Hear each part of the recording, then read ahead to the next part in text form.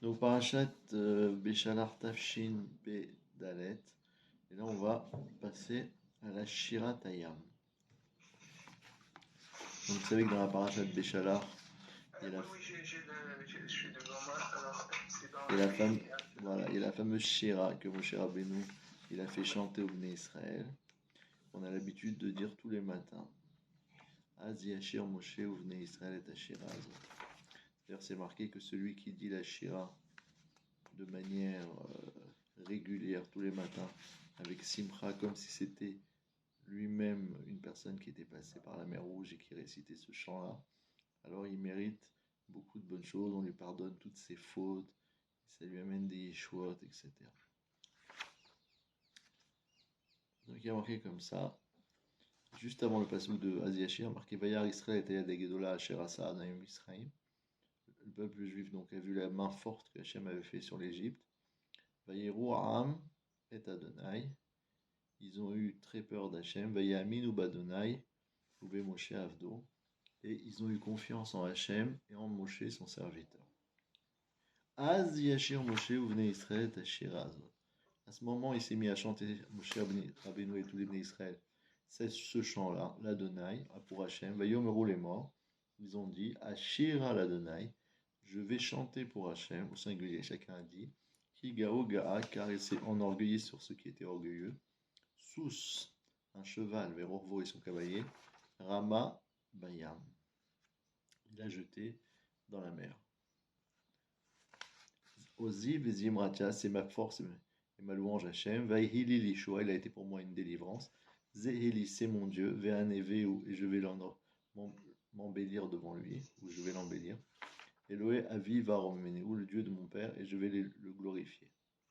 Adonai Ishmilchama, Adonai Shemo, Hachem est un homme de guerre, Kaviachol, si on peut dire. Hachem Shemo, c'est son nom, Hachem.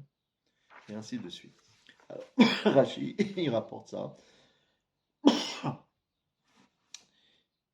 Et Ayad Gedola, et Agvura Agedola, Shasta Yado chez la Donc Rashi, il a un problème, c'est quoi? Yad Gedola, la main grande. La grandeur, normalement, c'est le chesed. Ici, on parle de din sur les mistrim.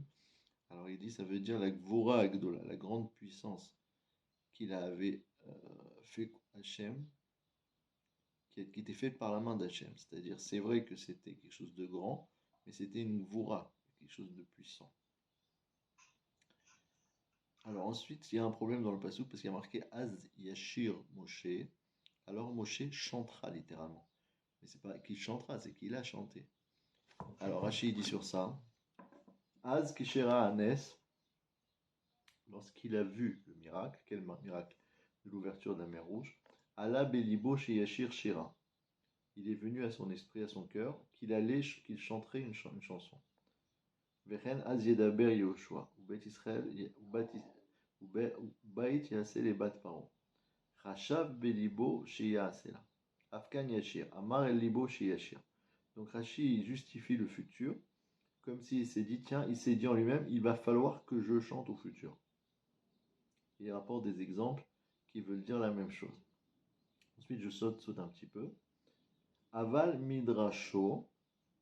Rashi rapporte le Midrash. Amou Chazal. Les Khamim, ils ont dit, Mikan, d'ici, Remez, une allusion, les Triyat Ametim, sur la résurrection des morts, la Torah, depuis la Torah.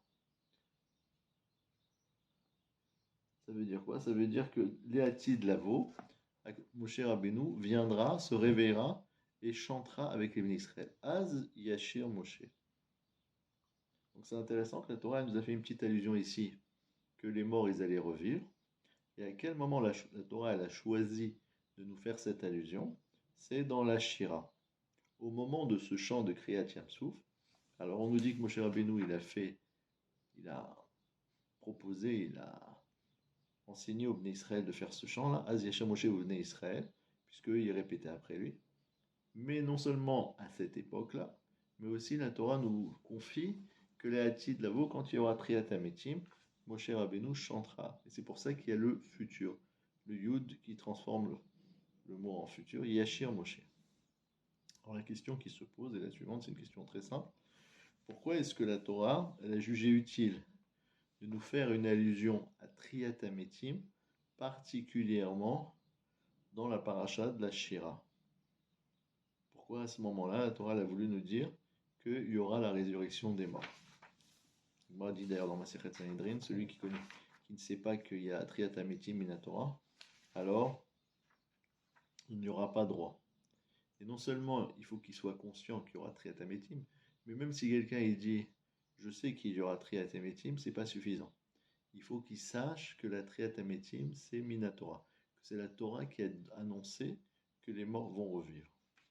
Et donc c'est une allusion ici pour le savoir, le fait que la Torah elle a dit Az Yashir Moshe.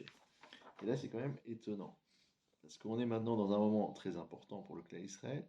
Ils ont vu la mer s'ouvrir avec tous les nissim que les Chazal ils ont cités en 12 conduits, en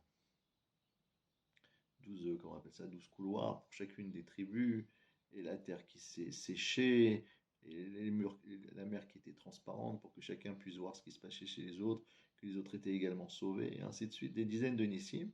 Quand les Israël ils ont perçu qu'Akadosh Baruch Hu était tellement gentil avec eux, tellement bon, et qu'il les sauvait de manière tellement miraculeuse, alors ils ont eu envie de chanter pour exprimer un chant de reconnaissance. C'est merveilleux.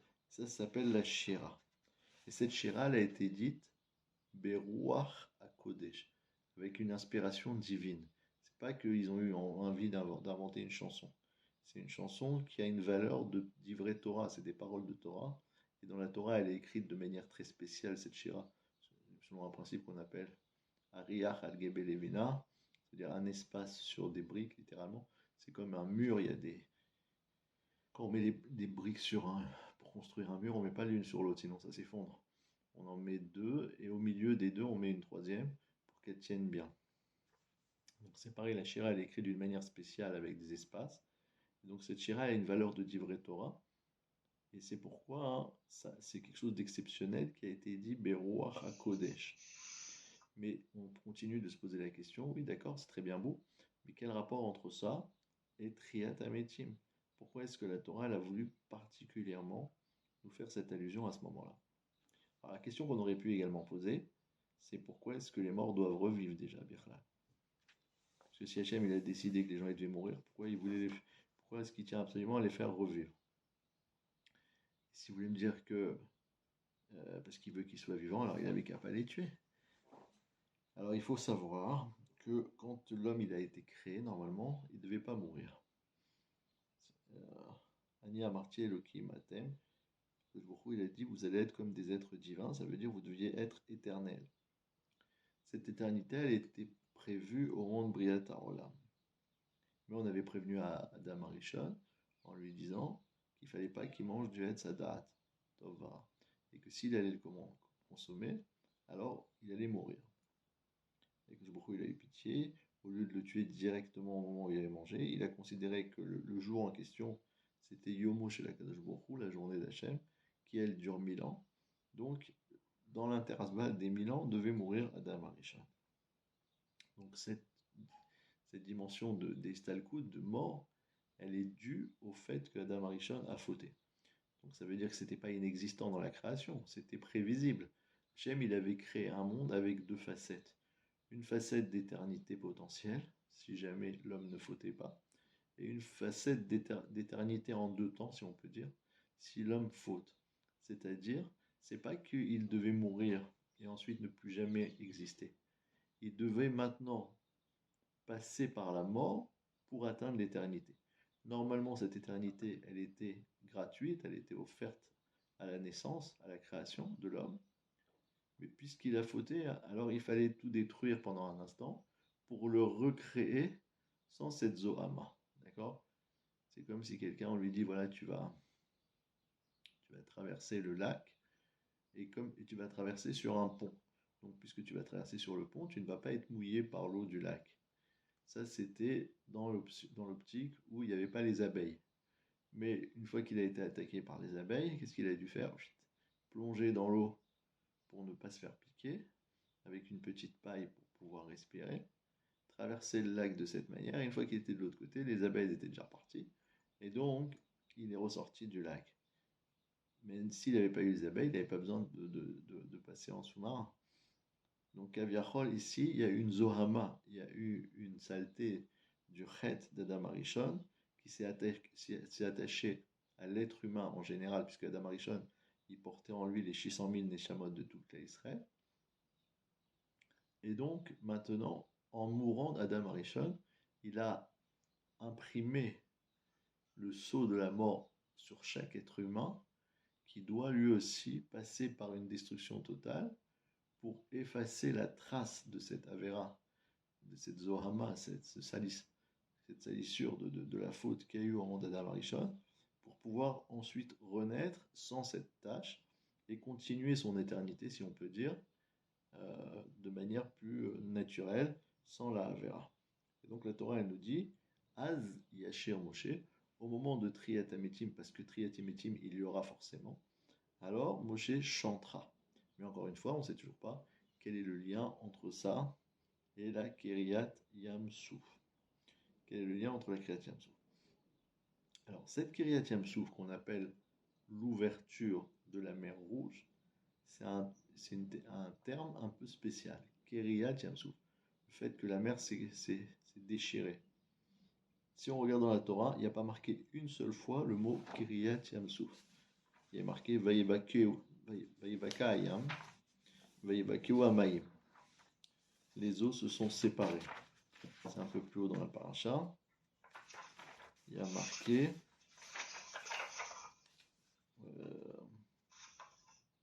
voilà, dans le pasuk Kafalef, Vayet Moshe et Yado al Ayam, Vayolech Adonai et Ayam Be'ruach Kadim Asa. Shem, il a fait venir un vent d'est puissant, Kolalaïla. Vayasem et Ayam Lecharava. Il a placé la mer comme étant un tas de pieds secs. Vaïbakeu Amaim. Et les eaux se sont séparées. Donc il y a deux différences entre l'expression Kiryat Yamsouf et l'expression Vaïbakeu Amaim, qui sont les suivantes. C'est que pour ce que nous on emploie comme terme, c'est le mot Keria qui veut dire déchirement. Et ici c'est Bekia qui veut dire fente, faire une fente entre les eaux. Première différence. Deuxièmement, c'est nous on emploie l'expression Yam Souf, la mer rouge. Et la Torah elle parle de Maïm tout simplement, d'eau ou bien de Yam, la mer. Il n'y a pas marqué Yam Souf. Il y a marqué Nete Atiadecha al Hayam, étends ta main sur la mer, Ufkaeu, et fais une fente au milieu. Là-bas non plus, il n'y a pas marqué Kraeu, il n'y a pas marqué déchire-la. Il y a marqué fais une fente. Vayavo Béné Israël, Betochayam, Ba'abasha. Les Béné Israël sont passés au milieu de la mer, Ba'abasha. Donc semble-t-il, il y a une différence entre l'expression Kiryat Yamsouf et l'expression Bekiat Hayam, qui veut dire l'ouverture de la mer. Quelle est la différence? C'est que pour obtenir cette Kiryat Yamsouf, alors il fallait en arriver à un niveau extrêmement élevé de Gdusha. Extrêmement élevé. C'est quoi le niveau extrêmement élevé? C'est ce qu'on appelle Sha'ar HaMishim, la 5e porte de la connaissance, 50e porte de la connaissance. Parce qu'il y a marqué que Moshe Rabbeinu, il a obtenu les 49 portes de la connaissance, Terseru Me'at Me'elokim, et la 50e porte, il n'a pas atteint. Mais cette 50e porte, elle s'est dévoilée par le srout de Moshe Rabbeinu quand même, le temps d'un instant, au moment de l'ouverture de la mer Rouge. Et c'est ça qui a permis à la mer Rouge de s'ouvrir. Ce niveau extrêmement élevé. Et donc, ça s'appelle Bekiat Hayam.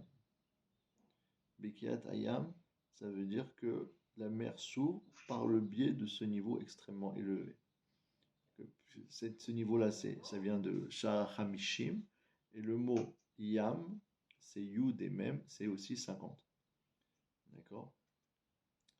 Maintenant, quand on parle de Yam Souf, c'est pas le Sha'ar HaMishim, c'est pas la 50e porte de la Gdusha. Mais c'est quoi? C'est la 50e porte de la Touma. D'accord? Cette fameuse 50e porte de la Touma dans laquelle les Bnei Israël ne sont pas tombés. Il y a marqué qu'ils étaient à quelques millimètres du Sha'ar HaMishim, et s'ils étaient restés un instant de plus, alors ils seraient tombés là-bas, ils n'avaient plus aucune possibilité de ressortir d'Égypte. Et ce Sha'ar HaMishim là, on l'appelle Yam Souf, lui. C'est aussi Hamishim Yam, mieux des mêmes, mais c'est Souf, c'est ce qui est de l'autre côté, c'est ce qui est du côté de la Touma. Et sur ça, il y a eu une déchirure. C'est pour ça qu'on appelle ça Keriyat Yam Souf, la déchirure de ce niveau-là. C'est-à-dire, en deux mots, il ne pouvait pas y avoir un dévoilement définitif du Shah Hamishim. Pourquoi? Parce que c'est seulement les Hati de Lavo. Seulement quand il y aura la Géoula Shlema qu'on pourra profiter de ce Khérout, de cette liberté définitive qui vient par la 50e porte de Gdusha. Mais au moment de Kiryat Yamsouf, il y a eu un échantillon de ça qui a déchiré provisoirement le Shah Hamishim de la Touma. C'est pour ça qu'on appelle ça Kiryat Yamsouf. Et à ce moment-là, les Bnei Israël, ressentant cette élévation absolument extraordinaire au sujet de laquelle il est dit que chacun a montré à Kadosh Baruch Hu du doigt en disant Ze Keli Van Veu, ça c'est mon Dieu. Ça veut dire qu'ils avaient cette grande conscience d'Hachem qui était due justement à ce grand guilou et à ce grand dévoilement qu'il y avait. Sur ça, on a dit que Rahata, Shifra Alayam, une servante, elle a vu sur les rives de la mer Rouge, Machelo Ra Yecheskel Ben Bouzi, un niveau que n'a pas pu atteindre le prophète Yecheskel. Et là, tout le monde se pose la question, mais quoi, pour chanter une chanson, il y a besoin d'être comme Yecheskel? Réponse, il ne s'agit pas de chanter une chanson. Il s'agit d'avoir une perception d'Hachem qui est extrêmement élevée et qui est la résultante du dévoilement de ce Sha'ar Hamishim qui a fait que les Bnei Israël, ils étaient dans un état exceptionnel de grâce, d'élévation, de surélévation inhabituelle, qui a fait que pendant ce moment-là, ils avaient effectivement la possibilité, d'une part, d'avoir une grande conscience de la présence d'Hachem, comme il y a marqué Vayamin ou Bachem ou Vemoshe Avdo. Ils ont eu une conscience que Hachem, il était émet, et ils ont eu confiance en lui et en Hachem, et en Moshe, son serviteur.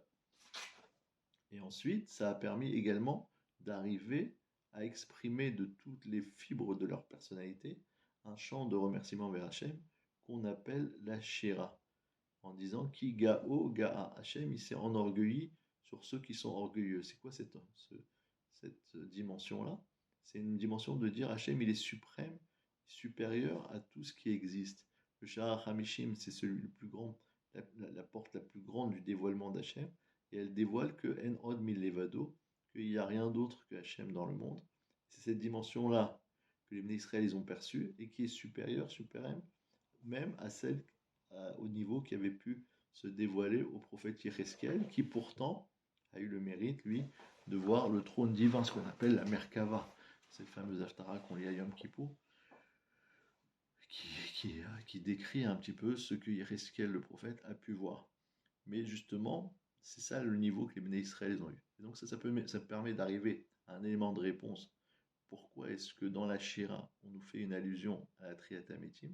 Parce qu'effectivement, la Shira, c'est une espèce de petite Triatamétim.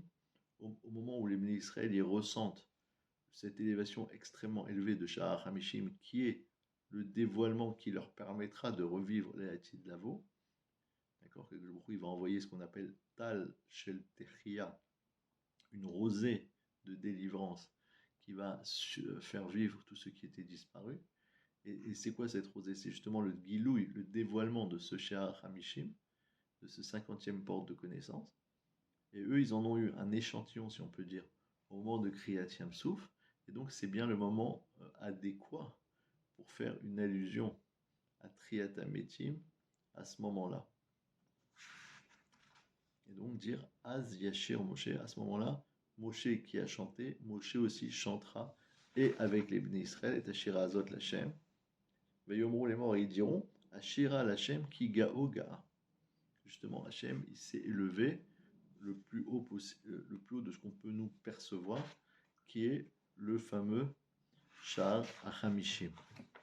Donc ça nous ramène que cette Shira, c'est pas simplement un chant, mais c'est un moment d'intimité avec Akadosh Baruch Hu, un moment d'élévation absolument exceptionnel, qui fait que c'est ça qui fait que la Shira en question, elle est porteuse de toutes les délivrances et de toutes les Géoulot. On a vu au début de la paracha, Vaïe Béchalar Paro et Ta'am, que Paro il se demandait est-ce qu'il fallait poursuivre les Bnei Israël ou pas. Akadosh Baruch Hu, il a renforcé son cœur pour qu'il les poursuive. Veichaveda beparo ou bechol chelo. Comme ça, je pourrais m'enorgueillir contre Paro et de toute son armée. Donc, ça veut dire qu'en vérité, l'étape de Kriyat Yamsouf n'était plus nécessaire pour faire sortir les Bnei Israël de Mitzrayim, puisqu'ils étaient déjà sortis. Alors à quoi ça sert de leur ouvrir la mer? Si tu veux me dire que c'est pour les faire traverser de part en part, non, c'est faux, puisque de toute façon, ils se sont retrouvés sur la même rive que celle qu'ils étaient partis. Ils ont fait un demi-cercle, ils sont revenus du même côté.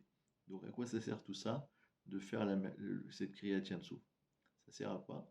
Ça sert à faire un Kiddush Hashem exceptionnel, en montrant qu'Akadosh Baruch Hu, il aime le clan Israël au point de leur ouvrir la mer, au point de leur faire un S gratuit, si on peut dire, qui n'était pas obligatoire, mais juste pour leur montrer la Chavivut, combien ils sont chers à ses yeux, et comment il veut les élever et les faire monter à des niveaux les plus importants. Et pour ça, c'était Kedaï, ça valait la peine que le paro les poursuive et qu'il soit englouti, lui et tout ça, pour que les Bnei Israël ils puissent constater que Akadosh Baruch Hu, il punit les Mitzrim jusqu'au bout, comme il y a marqué sous Zverorbo Rabarbayam, il les a engloutis, on voit qu'il y a marqué là-bas. Il y en a qui sont tombés comme du plomb, il y en a qui ont flotté, etc. Les Bnei Israël, ils ont vu Mida Keneged Mida, chaque Mitzri, il était puni à la hauteur de la méchanceté qu'il avait manifestée au clan d'Israël. Et donc les Bnei Israël, ils ont pu constater comment Akadosh Baruch Hu était Medagdek. Il faisait attention, Mida Keneged Mida, de punir chacun en fonction de ce qu'il méritait. Et ça les a amenés à cette prise de conscience qu'il fallait avoir une Kabbalat Rol, accepter le joug d'Hachem et accepter aussi le joug des Chachamim, celui de Moshe Rabbeinu, parce que c'était matim, ça correspondait bien à ce qu'on doit faire dans une situation pareille, lorsqu'on prend conscience ô combien Akadosh Baruch Hu fait attention et punit chacun de manière très méticuleuse en fonction de ce qu'il a fait, et au Edim qui récompense aussi chacun de la manière aussi méticuleuse. Et donc ça, c'est Veyamin ou Bachem ou Bemoshe Avdo. Ils ont eu confiance en Hachem et en Moshe, son serviteur, parce qu'ils ont eu cette compréhension très profonde de Emouna au moment de la Kriyat Yamsouf. Ce moment-là, c'était un moment très exceptionnel. Comme on a cité beaucoup de Nissim qui sont arrivés. Et aussi cette conscience de Tsalou Kaofel, le Maïm Adirim. Certains qui se noyaient comme du plomb, c'était les plus méritants, ceux qui se noyaient directement, alors que les autres, ils flottaient, ils replongeaient, ils reflottaient, ils souffraient de plus en plus. Chacun en fonction à la mesure du tsahar qu'il avait fait au clan d'Israël. Donc c'est ça qu'on doit retenir aujourd'hui par rapport à cette paracha de Kriyat Yamsouf. C'est pas simplement un chant, une louange avec Akadosh Baruch Hu comme le Hallel, simplement, mais c'est une louange vivante, où à chaque instant, le clan Israël, il est shoef, il puise de cette shira-là un roi de tria, un souffle de vie, de résurrection interne, parce que la source de la Kriyat Yamsouf était tellement élevée qu'il en est resté pour nous une seule trace, c'est la shira. La Kriyat Yamsouf, le fait que la mer elle s'est ouverte, alors ça c'est terminé, la mer elle s'est refermée derrière. Après, la Gemara dit Kashin Mezonotav qui Kriyat Yamsouf. Un homme c'est difficile, ça parnassa comme la Kriyat Yamsouf. Un homme c'est difficile de lui trouver un shidour, un zivou qui Kriyat Yamsouf. Pourquoi? Parce qu'il y a besoin de le faire élever à un haut niveau pour qu'on lui donne ce shidour ou bien cette parnassa. Pourquoi un haut niveau? Parce que les deux, ça fait partie du lien que l'homme il peut avoir avec Hachem, qu'on appelle la Emouna. Quand il a cette Emouna, cette conscience que c'est Hachem qui le nourrit, alors il reçoit sa parnassa. Quand il est conscient que c'est Hachem qui lui envoie sa femme, comme il est marqué dans le Chazal, que dans 3 endroits, Minatora, Minanekvim ou Mektuvim, on apprend que Me Hachem Ishalish. Quand une personne elle a cette conscience profonde que sa bien-aimée, son âme sœur, c'est Hachem qui lui donne, alors il peut la mériter. Tout ça, c'est des dargotes, des niveaux dans la confiance qu'un homme il peut avoir d'Hachem. Et donc, s'il les a pas, lui faire atteindre, lui faire parvenir, c'est Kiriyat Yamsouf.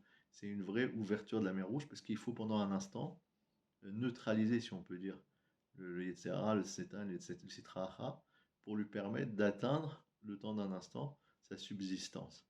Et inversement, comme on a lu cette semaine, la paracha de la manne, avec une conscience profonde que c'est Hachem qui nous nourrit yom quotidiennement, que la manne du lundi, elle ne tombait pas pour le mardi, il fallait patienter le mardi pour l'obtenir. Celui qui était marbé, celui qui ramassait beaucoup ou celui qui ramassait peu, chacun se trouvait exactement avec la même quantité pour toute sa famille, parce que c'est Akadosh Baruch Hu qui distribue la nourriture à chacun en fonction de ses besoins. Donc toutes ces dargotes-là, elles demandent un attachement avec Akadosh Baruch Hu, une conscience que ce qu'il est présent, et cette conscience, elle n'est pas facile d'y accéder, c'est pas facile d'y arriver à cette conscience au quotidien. L'homme, il dit Kochi ve'otsem yadi asalei tachai lazeh, c'est ma puissance, c'est ma force, j'ai fait des diplômes, j'ai des capacités, je suis très doué, et ainsi de suite. Donc il croit qu'il arrive à se nourrir tout seul. Pour le mariage, il pense qu'il va trouver lui-même sa bien-aimée, etc. Il y a des dimensions où la personne, elle met en avant son orgueil, et on nous dit ici, non, Kiga Oga, c'est Hachem qui a le droit d'être orgueilleux, parce que c'est lui, Bémet, qui fait les choses, et nous, c'est pas nous qui les faisons. Et donc, on doit, nous, au contraire, se rabaisser. Et cette sensation exceptionnelle de Kirvat Hachem, de proximité avec Hachem, d'annulation de nous-mêmes, elle a eu lieu à titre d'échantillon au moment de Kriyat Yamsouf. Le vrai moment où les Bnei Israël se sont complètement rabaissés devant Hachem, c'est Vaïtiatsevou Betartitar, c'était au moment de Matan Torah. Là, c'était de manière définitive pour recevoir la Torah. Mais il y avait un échantillon de ce Matan Torah qui était déjà présent au moment de Kriyat Yamsouf, qui était cette dimension d'élévation liée à la conscience que chez Hachem qui fait tout et que nous, on ne peut rien faire. Et ça, c'est le Gilouï de Sha'ar HaMishim, de la 50e porte, quand la personne elle est consciente que En Od Milevado, qu'il n'y a rien d'autre qu'Hachem, c'est lui qui fait tout. Pour nous, c'est difficile d'en arriver à cette dimension-là. Mais si on lit la Shira tous les matins, avec cette conscience que c'est Hachem qui nous libère, c'est Hachem qui ouvre la mer pour nous, et on remercie par avance en disant Az Yasher Moshe Uvnei Israël, alors on est déjà quelque part dans une dimension de Triat Ametim. Pourquoi? Parce que l'homme qui est sans Hachem dans sa vie, c'est comme s'il est mort. Lo Hametim Alléluia Velo Kol Yordei Douma. Le Zohar, il demande dans Hydrazuta, ça veut dire quoi ce pasouk? Ce ne sont pas les morts qui vont te louer, ni ceux qui tombent dans la tombe. Ceux qui sont dans la tombe, c'est ceux qui sont morts. Pourquoi le pasouk il répète deux fois? Alors on dit non, le deuxième côté du pasouk, ceux qui sont dans la tombe, ça parle de ceux qui sont vraiment morts. Et quand on dit Lo Hametim Alléluia, ce ne sont pas les morts qui vont te louer, ce pas des gens qui sont morts, c'est des gens qui sont vivants, mais qu'on les appelle morts parce que c'est des Rechaïm. Ils se comportent mal, ils font des Averot. Dans leur mauvais comportement, ils sont loin de la présence d'Hachem, et donc ils sont déjà Nersavim Kemetim, ils sont considérés comme étant morts de leur vivant. Et ces gens-là, ils ne peuvent pas louer Hachem. Ils ne peuvent pas louer Hachem. Lo Ametim Haleluka. Là-bas, le Shem Yud, ça veut dire un niveau très élevé, ils ne peuvent surtout pas atteindre ce niveau très élevé. Qui c'est qui peut l'atteindre? C'est celui qui, au contraire, c'est un tzaddik, il est proche d'Hachem, et dans cette proximité d'Hachem, au fur et à mesure, il ressent la Hashgachat Hachem, la surveillance d'Akadosh Baruch Hu sur lui, yom yom, instant par instant, dans sa subsistance, dans sa vie familiale. À chaque moment, il est conscient que s'il a un morceau de pain, c'est Hachem qui lui a donné, que s'il a une épouse, c'est Hachem qui lui a donné et qui lui donne.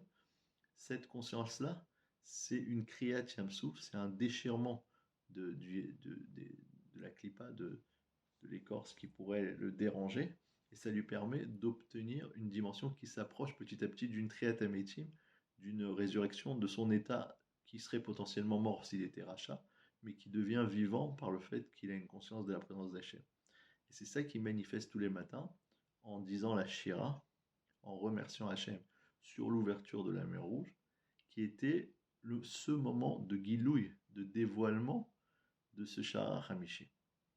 C'est pour ça que c'est dans ce paragraphe-là qu'on a fait une allusion à Yashir Moshe Mikan Remez les Triatametim Minatora. On a trouvé là-bas une allusion à la Triatametim Minatora parce que Akadosh Baruch Hu, il a amené les Bnei Israël à une dimension où ils pouvaient se rehausser vers lui en les mettant menaçants par le fait que les Mitzrim, il les poursuivaient. Et ils ont levé la voix, ils ont commencé à prier vers Hachem en disant sauve-nous, sauve-nous. Alors le Baruch Hu, il a dit voilà, c'est ça que j'attendais. J'attendais de vous cet éveil-là exceptionnel.